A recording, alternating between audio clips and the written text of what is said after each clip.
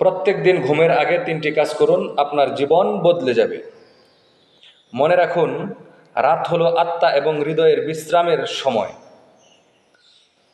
তো নাম্বার 1, প্রত্যেক দিন ঘুমের আগে 100 বার আস্তাগফিরুল্লাহ বলুন। এটি হলো গুনাহ মাফের দোয়া। নাম্বার 2,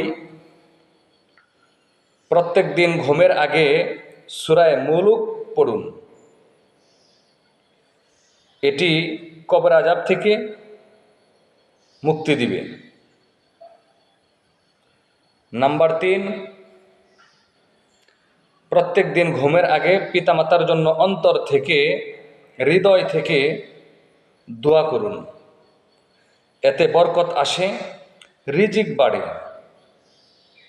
যারা মা বাবাকে ভালোবাসেন অবশ্যই তারা এই ভিডিওটিকে শেয়ার করে দিবেন এবং লাইক করবেন, কমেন্টস করবেন। হতে পারে আপনার একটা শেয়ারে একটা মানুষের জীবনের পরিবর্তন চলে আসতে পারে। আসসালামু আলাইকুম ওয়া রাহমাতুল্লাহি ওয়া বারাকাতুহু।